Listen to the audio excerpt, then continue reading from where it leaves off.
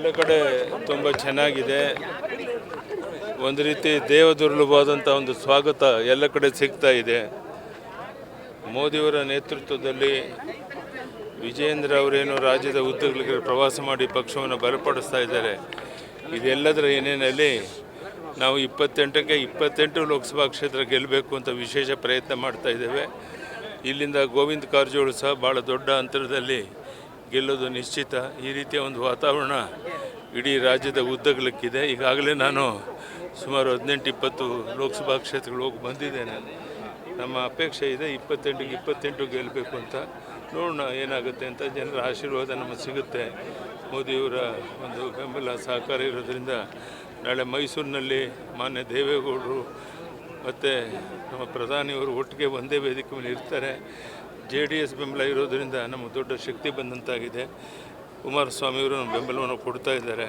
ಇದೆಲ್ಲದರ ಉಪಯೋಗವನ್ನು ಮಾಡಿಕೊಂಡು ನಾವು 28ಕ್ಕೆ 28 ಗೆಲ್ಲಕ್ಕೆ ಪ್ರಾಮಾಣಿಕ ಪ್ರಯತ್ನ ಮಾಡ್ತೀವಿ. ಈಗ ಶ್ರೀನಿವಾಸ್ ಪ್ರಸಾದ್ ಅವರು ಮೈಸೂರು ಕಾರ್ಯಕ್ರಮಕ್ಕೆ ಹೋಗಲ್ಲ, ನನಗೆ ಯಾರು ಕರೆದಿಲ್ಲ ಅಂತ ಹೇಳಿದ್ದಾರೆ. ಇಲ್ಲ, ನಾನು ಮಾತಾಡಿದ್ದೀನಿ, ಹೋಗ್ತಾರೆ. ನಾನು ಮತ್ತೊಮ್ಮೆ ಅವ್ರನ್ನ ಹೋಗಿ ನಾಳೆ ನಾನು ಹೋದಾಗ ಅವ್ರನ್ನ ಭೇಟಿ ಮಾಡಿ ಅವ್ರಿಗೆ ಅಸಮಾಧಾನ ಇದ್ದರೆ ಸರಿಪಡಿಸಿ ಅವ್ರನ್ನೆಲ್ಲರನ್ನು ಒಟ್ಟಾಗಿ ತೊಗೊಂಡೋಗೋ ಪ್ರಯತ್ನ ಮಾಡ್ತೇವೆ. ನಮ್ಮ ದೊಡ್ಡ ಶಕ್ತಿ ಶ್ರೀನಿವಾಸ್ ಪ್ರಸಾದಲ್ಲಿ ಖಂಡಿತ ಅವ್ರು ನಮ್ಮ ಸಹಕಾರವನ್ನು ಕೊಡ್ತಾರೆ. ಎಲ್ಲ ಕಡೆ ತುಂಬ ಚೆನ್ನಾಗಿದೆ. ಒಂದು ರೀತಿ ದೇವದುರ್ಲಭವಾದಂಥ ಒಂದು ಸ್ವಾಗತ ಎಲ್ಲ ಕಡೆ ಸಿಗ್ತಾ ಇದೆ. ಮೋದಿಯವರ ನೇತೃತ್ವದಲ್ಲಿ ವಿಜಯೇಂದ್ರ ಅವರೇನು ರಾಜ್ಯದ ಉದ್ದಗಲಿಗೆ ಪ್ರವಾಸ ಮಾಡಿ ಪಕ್ಷವನ್ನು ಬಲಪಡಿಸ್ತಾ ಇದ್ದಾರೆ. ಇದೆಲ್ಲದರ ಹಿನ್ನೆಲೆಯಲ್ಲಿ ನಾವು 28ಕ್ಕೆ 28 ಲೋಕಸಭಾ ಕ್ಷೇತ್ರ ಗೆಲ್ಲಬೇಕು ಅಂತ ವಿಶೇಷ ಪ್ರಯತ್ನ ಮಾಡ್ತಾ ಇದ್ದೇವೆ. ಇಲ್ಲಿಂದ ಗೋವಿಂದ ಕಾರಜೋಳ ಸಹ ಭಾಳ ದೊಡ್ಡ ಅಂತರದಲ್ಲಿ ಗೆಲ್ಲೋದು ನಿಶ್ಚಿತ. ಈ ರೀತಿಯ ಒಂದು ವಾತಾವರಣ ಇಡೀ ರಾಜ್ಯದ ಉದ್ದಗಲಕ್ಕಿದೆ. ಈಗಾಗಲೇ ನಾನು ಸುಮಾರು 18-20 ಲೋಕಸಭಾ ಕ್ಷೇತ್ರಗಳು ಹೋಗಿ ಬಂದಿದ್ದೇನೆ. ನಮ್ಮ ಅಪೇಕ್ಷೆ ಇದೆ 28ಕ್ಕೆ 28 ಗೆಲ್ಲಬೇಕು ಅಂತ. ನೋಡೋಣ ಏನಾಗುತ್ತೆ ಅಂತ. ಜನರ ಆಶೀರ್ವಾದ ನಮಗೆ ಸಿಗುತ್ತೆ. ಮೋದಿಯವರ ಒಂದು ಬೆಂಬಲ ಸಹಕಾರ ಇರೋದರಿಂದ ನಾಳೆ ಮೈಸೂರಿನಲ್ಲಿ ಮಾನ್ಯ ದೇವೇಗೌಡರು ಮತ್ತು ನಮ್ಮ ಪ್ರಧಾನಿಯವರು ಒಟ್ಟಿಗೆ ಒಂದೇ ವೇದಿಕೆ ಮೇಲೆ ಇರ್ತಾರೆ. JDS ಬೆಂಬಲ ಇರೋದರಿಂದ ನಮಗೆ ದೊಡ್ಡ ಶಕ್ತಿ ಬಂದಂತಾಗಿದೆ. ಕುಮಾರಸ್ವಾಮಿಯವರು ನಮ್ಮ ಬೆಂಬಲವನ್ನು ಕೊಡ್ತಾ ಇದ್ದಾರೆ.